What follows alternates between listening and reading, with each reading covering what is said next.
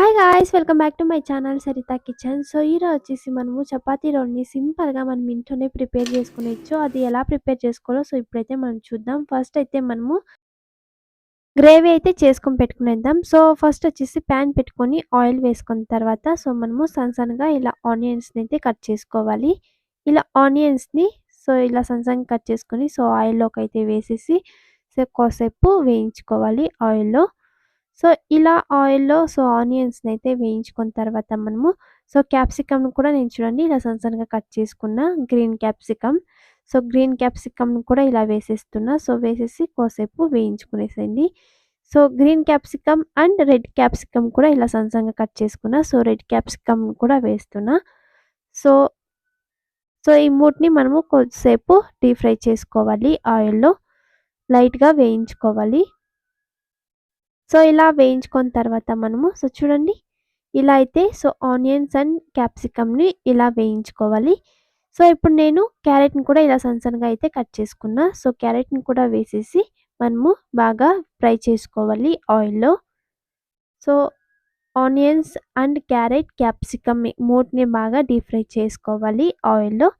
ఇలా మనము బాగా డీప్ ఫ్రై చేసుకున్న తర్వాత చూడండి టమాటోస్ కూడా ఇలా సన్నగా కట్ చేసి పెట్టుకున్నా. టమాటోస్‌ని కూడా వేసేసి బాగా సాఫ్ట్‌గా అయ్యేంత వరకు టమాటోస్‌ని కూడా వేయించుకోవాలి.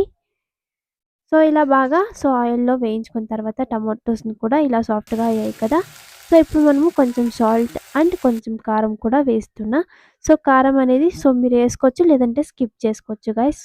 ఎందుకంటే మనము క్యాప్సికమ్ వేసుంటాం కదా!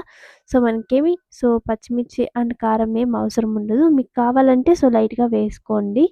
లేదంటే స్కిప్ చేసుకోండి.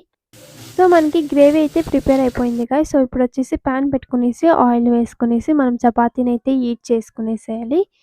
చపాతీని ఇలా వేసేసి మనము ఆయిల్ అప్లై చేసేసి సైడ్ మనము బాగా చపాతీని కూడా హీట్ చేసుకునేసేయాలి. చూడండి ఇలా చపాతీని మనము సైడ్ బాగా హీట్ చేసుకున్న తర్వాత ఇప్పుడు మనము టమాటో సాస్‌నైతే అప్లై చేసేద్దాం.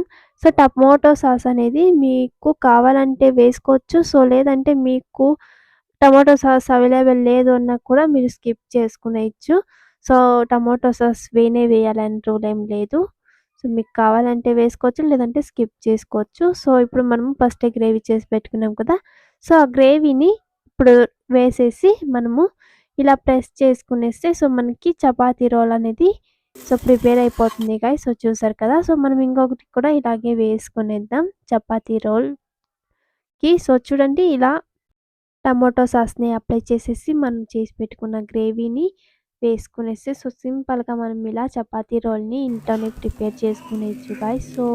మీరు కూడా ఇలా ఇంట్లోనే ఒకసారి ట్రై చేయండి. సూపర్ టేస్ట్ అనేది ఉంటుంది. ఒకసారి మీరు కూడా తప్పకుండా ట్రై చేయండి గైస్. సూపర్ టేస్ట్ అనేది ఉంటుంది. ఇది గైస్ ఈరోజు రెసిపీ వచ్చేసి.